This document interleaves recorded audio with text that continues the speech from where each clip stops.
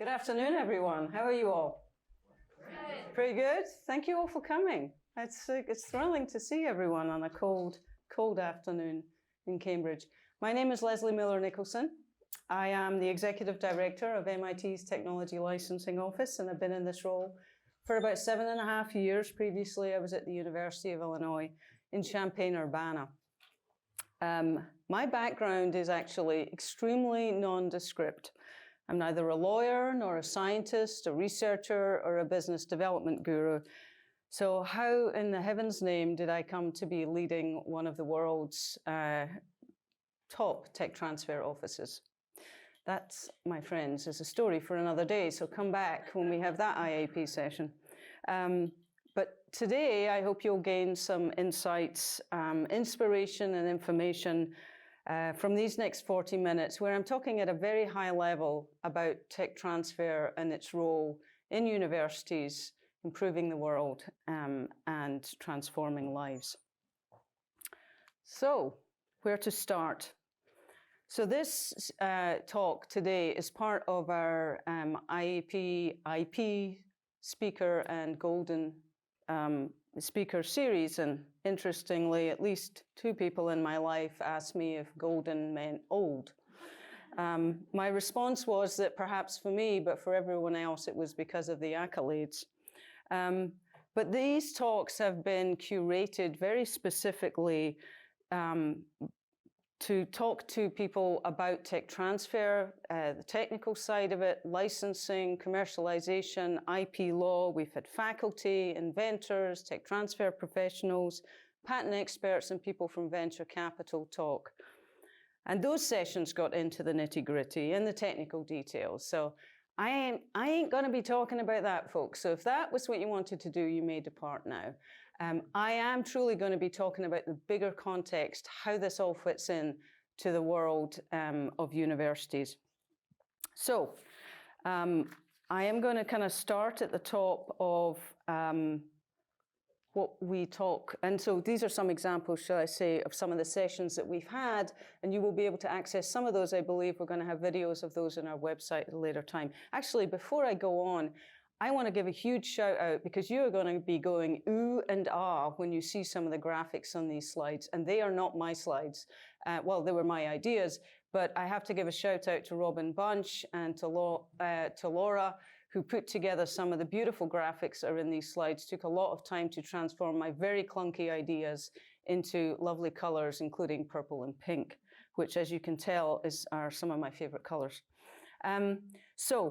I'm going to talk about people who identify as tech transfer professionals. Those folks bring a wide variety of skills, experience, insights in helping universities and foundations and industry, research labs and institutes actually translate research from the lab to the marketplace for positive economic and societal benefit.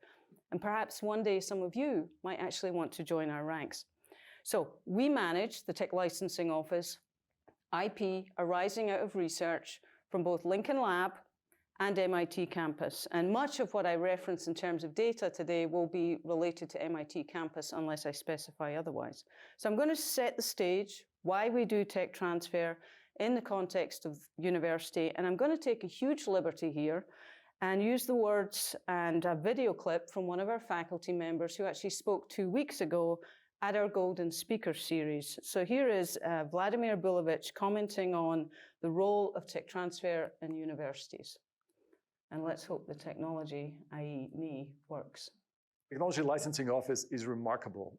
And this is not a plug for TLO. This is just, I want to tell you that I wouldn't have been able to see the journeys I've seen in launching ideas unless there was an MIT TLO that helped in the process. And the way they help is they actually patent your patents, take the cost for it. They actually, once you want to launch an idea, they'll say, okay, how many patents do you need? Those 3? How much money you have? None? I need you to have a little skin in the game. Can you give us like a couple of grand, right? And for the next 9 months, I'm going to say these patents are yours. So you can then walk around the VC world and tell them, I have these patents, they're mine.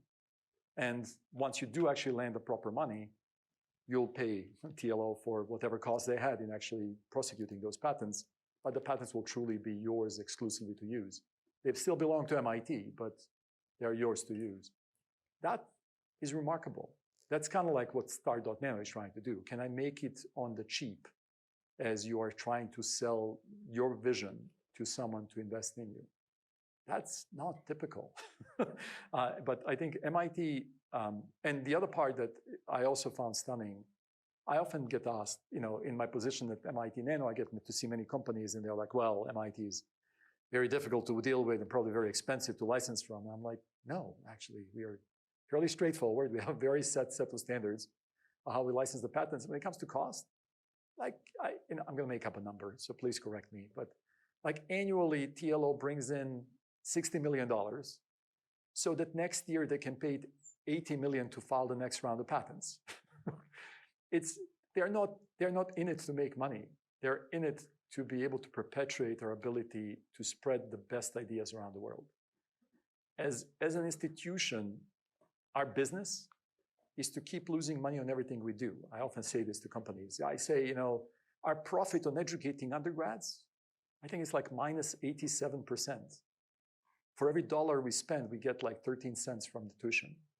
And our profit on educating grad students is minus 25%.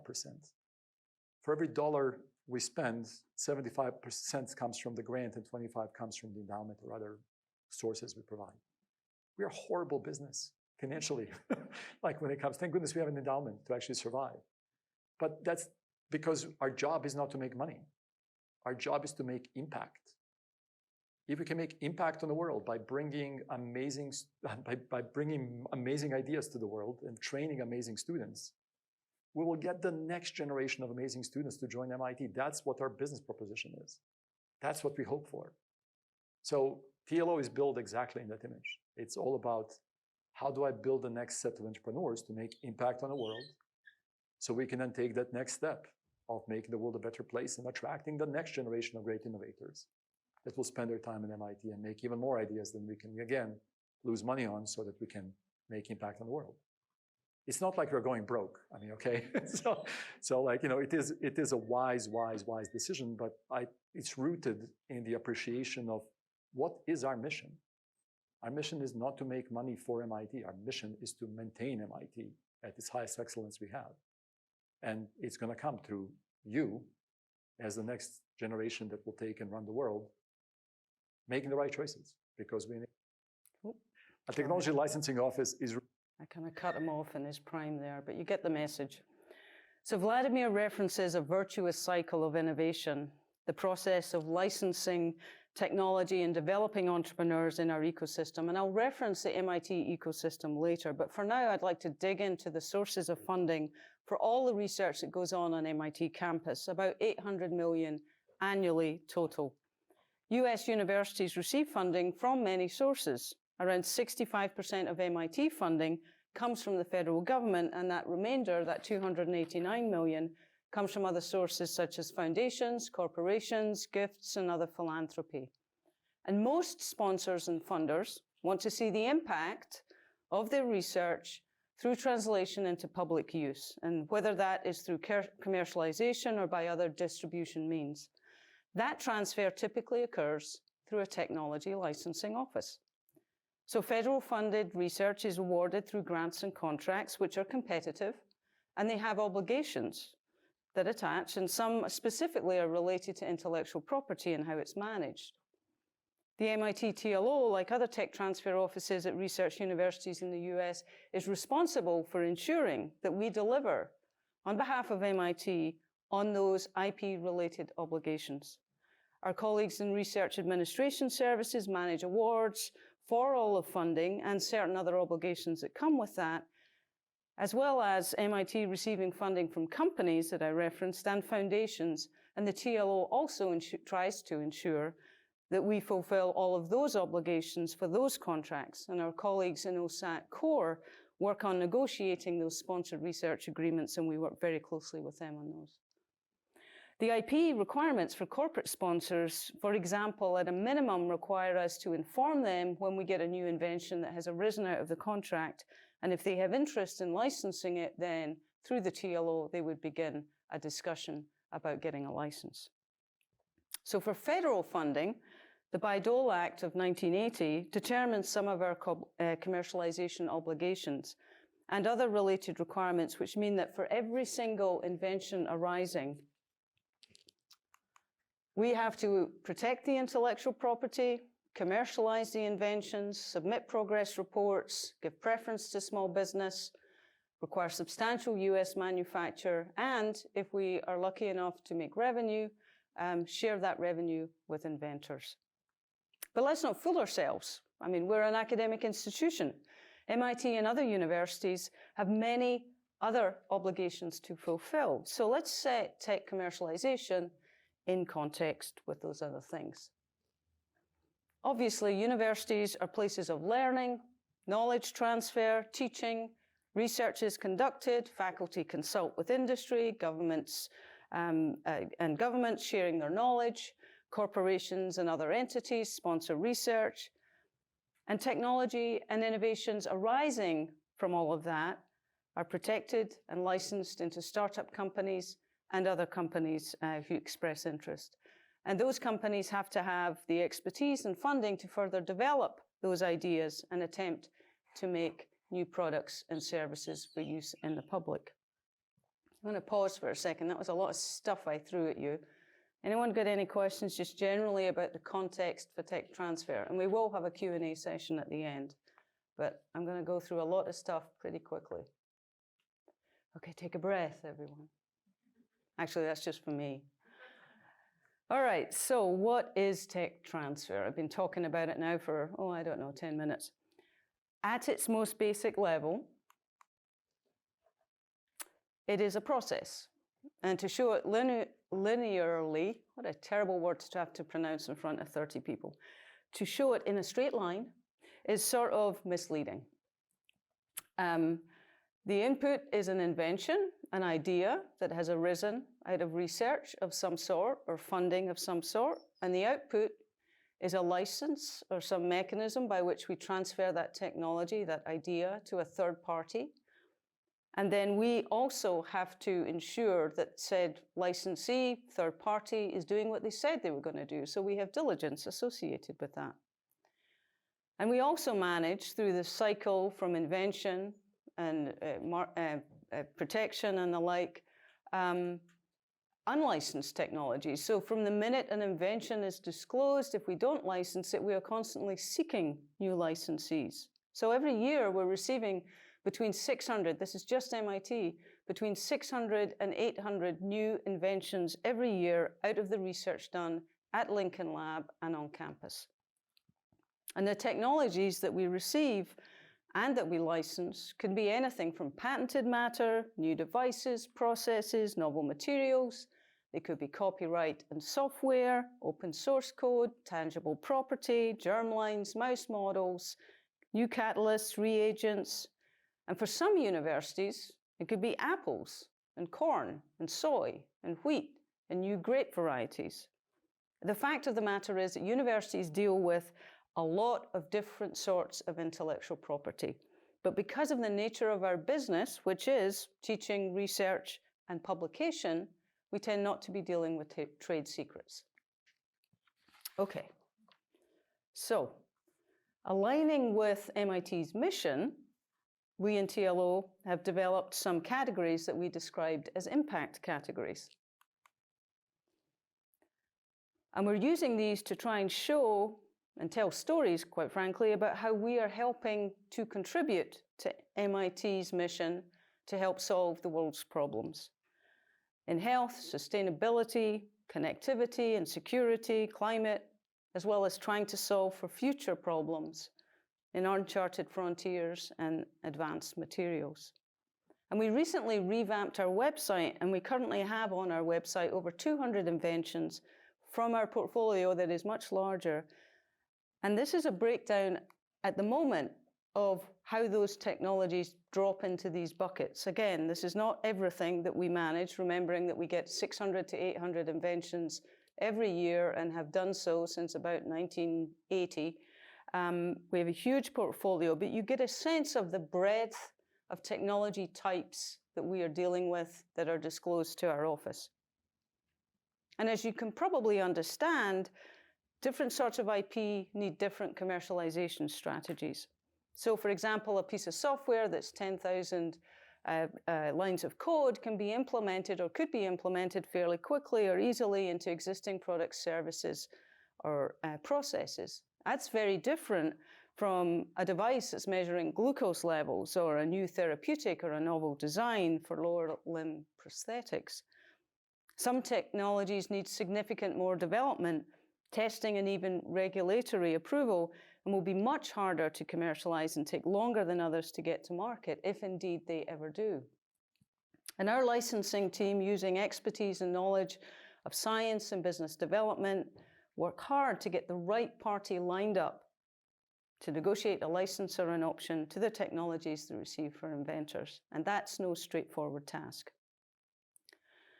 So now I actually want to take, and you'll see me go on these various routes, see if you can keep up. That was a joke. I want to take us on a little detour and look at the human side of tech transfer.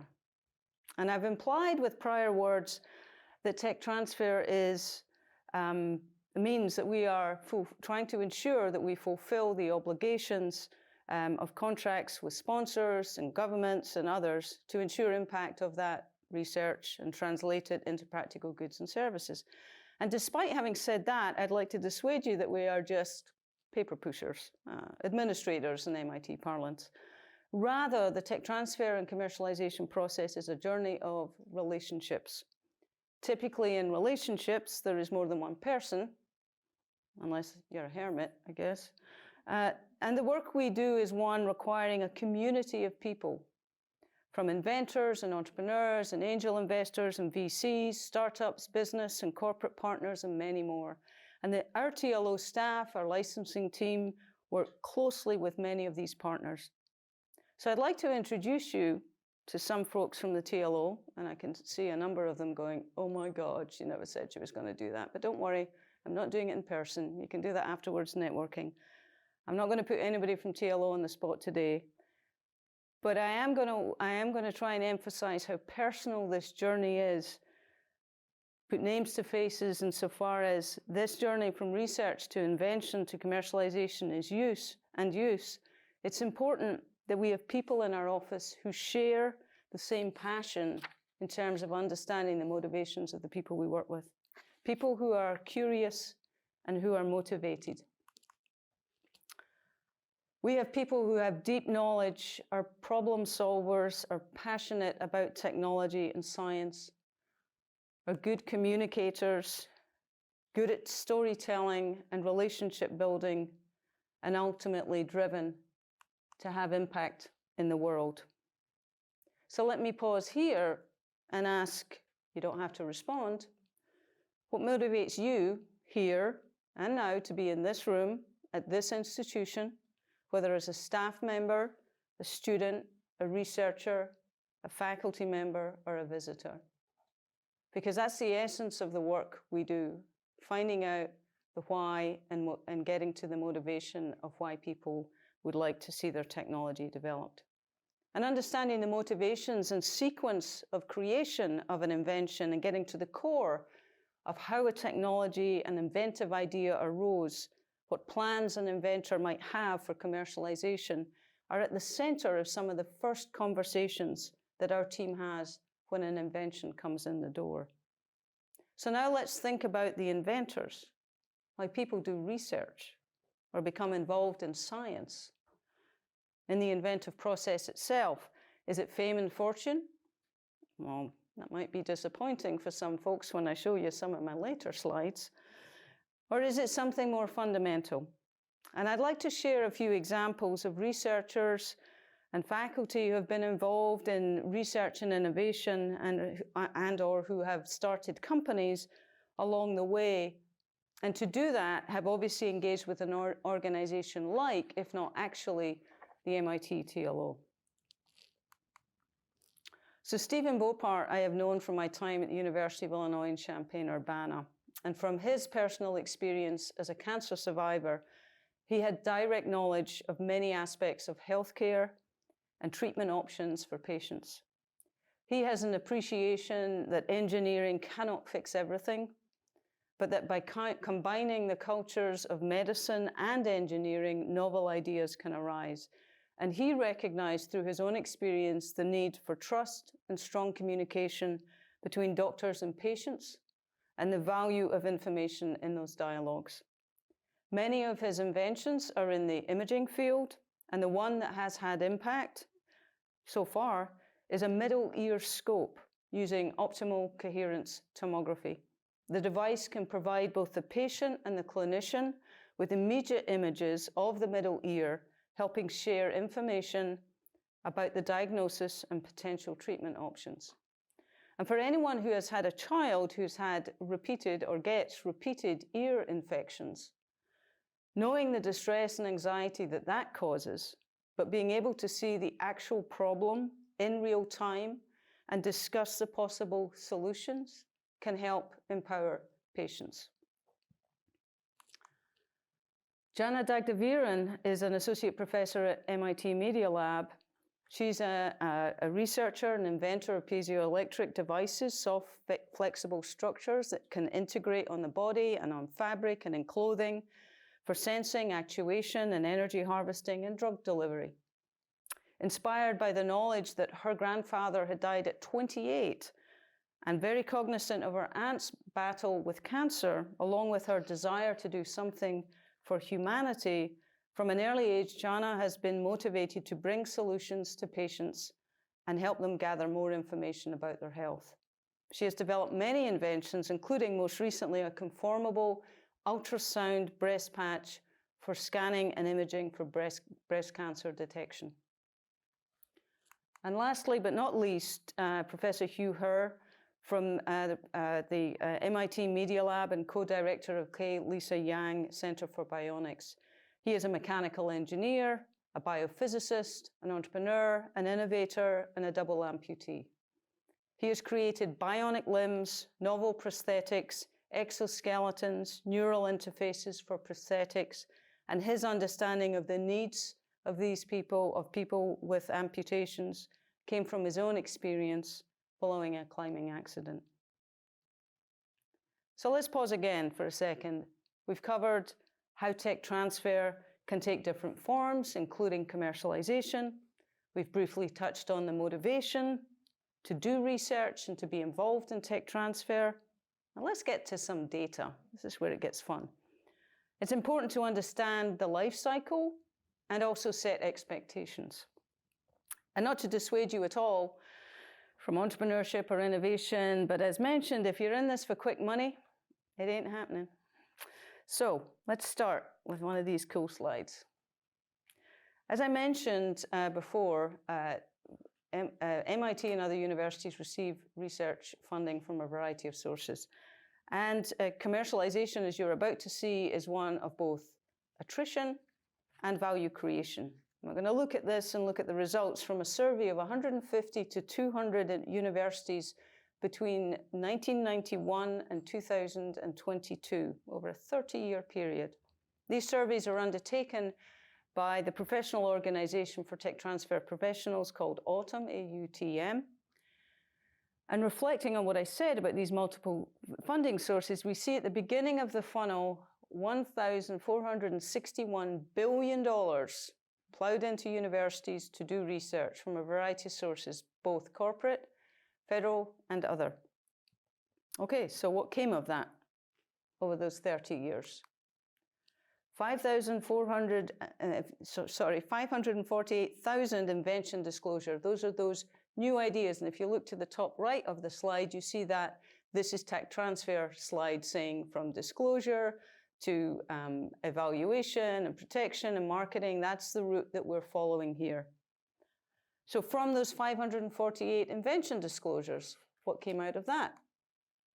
309,000, nearly 310,000 patent applications, also recognizing that some matter is not patentable, so those exist as well.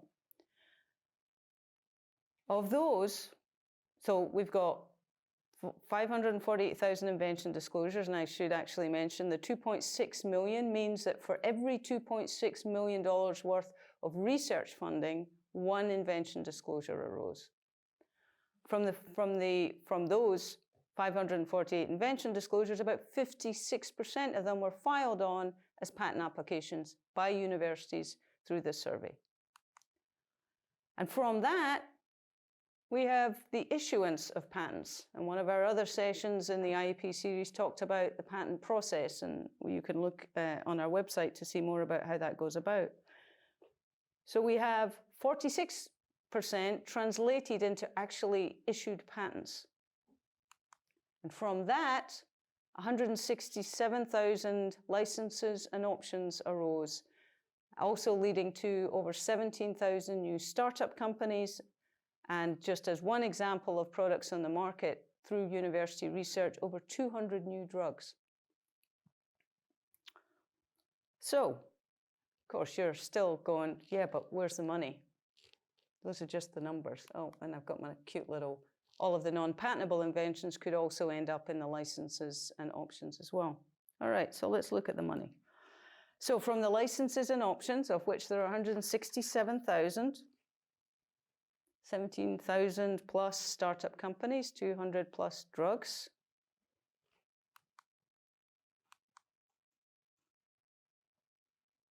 $58 billion over a 30-year period came from university research. Okay, let's do the math. For every $1 of research funding, 4 cents was earned. Not really a compelling business proposition for universities, eh? But let me clarify, happy news.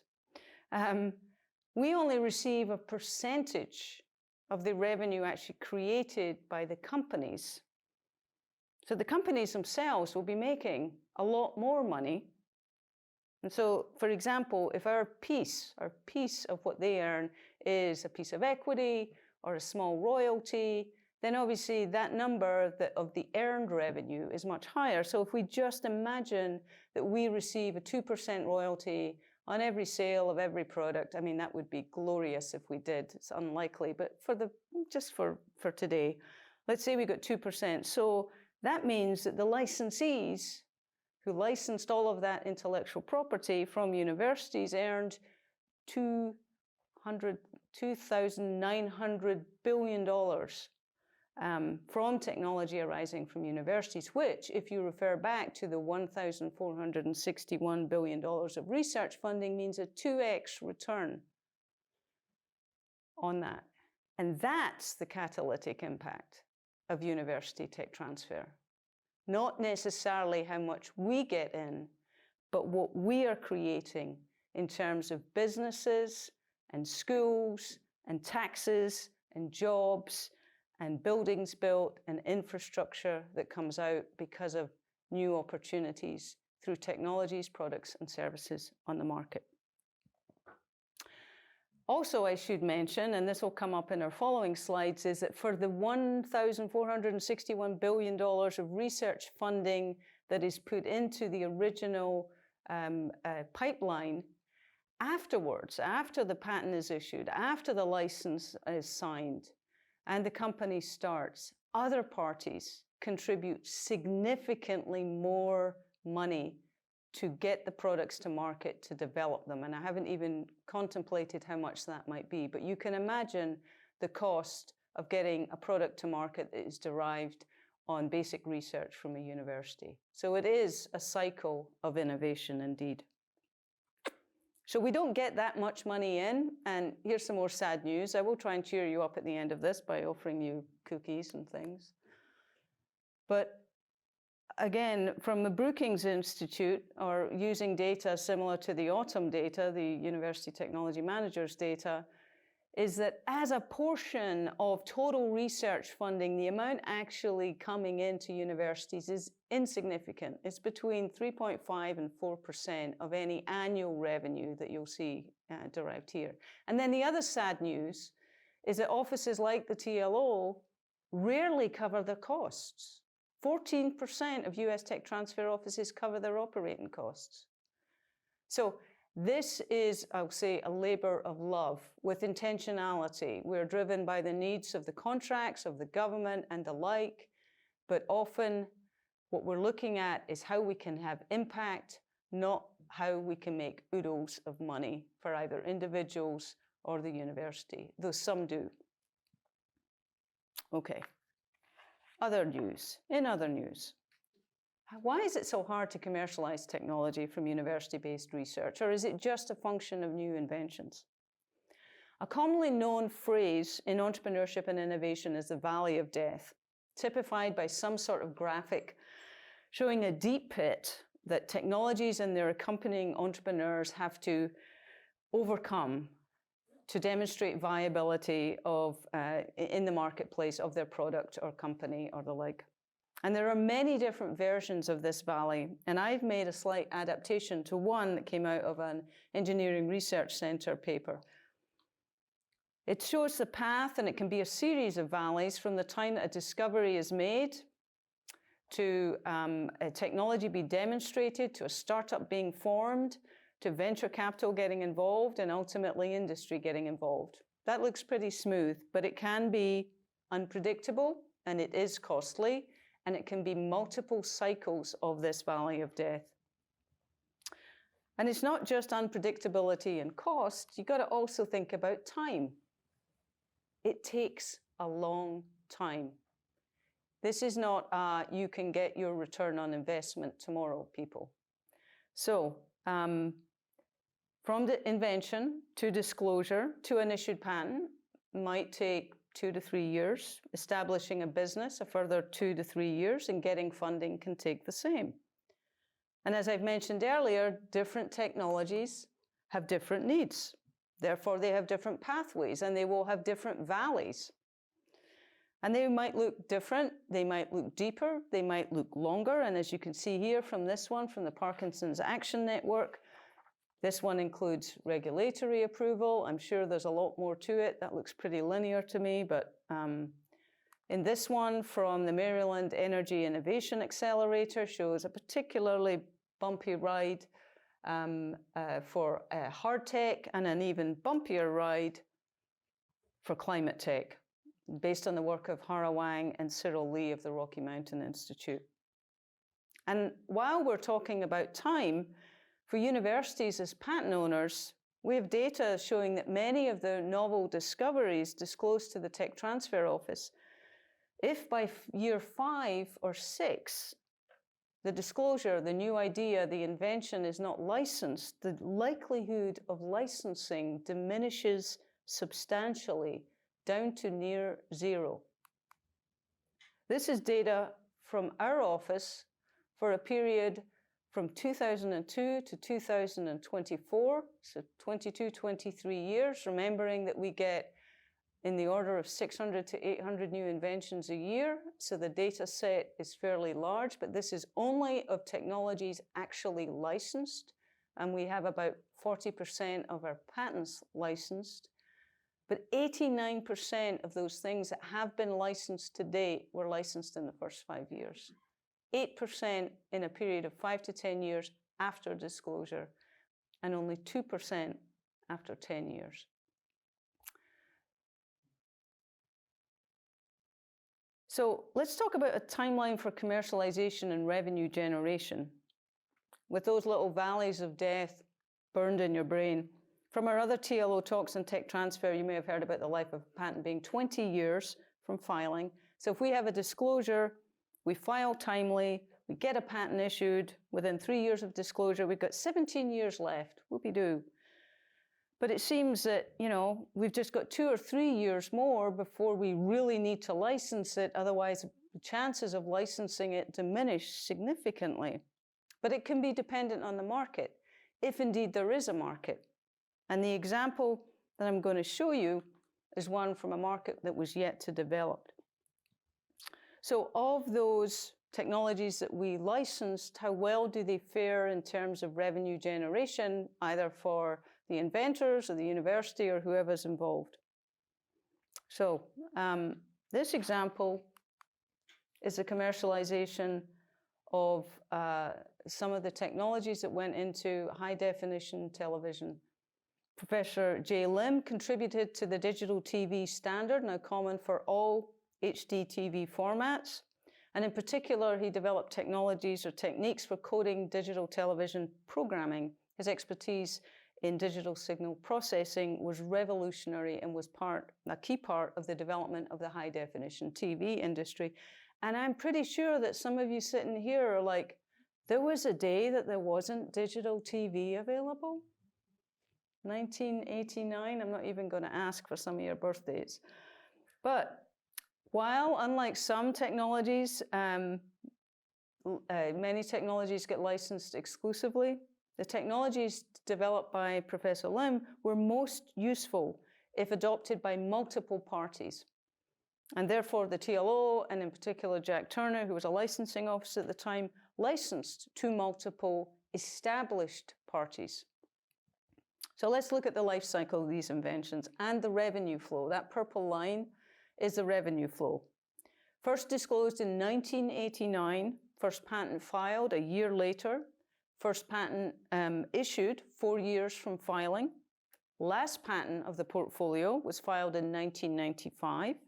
In 1996, the HDTV standard was established, remembering that this was a new industry at the time. And it took 10 years for the last patent in the portfolio to be issued since the first disclosure. By then, there had been really very little revenue. That is, from 13 years on, there was very little revenue. And then the market took off. And there was some steady licensing activity and revenue flowing for a period through 2020, actually. The first patent expired in 2009, just before we received some settlements for infringement. And then just as the market took off, all patents expired. And the revenue dropped to zero about 2020. That's 31 years after the initial disclosure was filed. And this isn't an atypical cycle, and even more pronounced in life sciences, when patents often expire before our patents, our university patents, early stage technology expire before drugs are on the market. And this is because of the high cost of development, the substantial risk, and the long regulatory hurdles and approvals that are needed. So what can we do to alleviate the pain, lower the barriers, give folks the right tools, skills, knowledge, and funding to overcome some of the hurdles? This is where our MIT ecosystem comes into view. From our colleagues at MIT Sloan, Phil Budden and Professor Fiona Murray, a basic recap on the community of people needed to make innovation work. From entrepreneurs, risk capital, corporations, government, and universities, not just MIT, but many of those universities around us. And around Cambridge, Boston, and Massachusetts, this, what I call messy slide, shows we have an abundance, a dynamic ecosystem. We've got government, we have corporations, we have venture capital, as well as facilities and resources and access to mentorship and business acumen. All of those things necessary to take technologies from early stage to development and enable successful companies.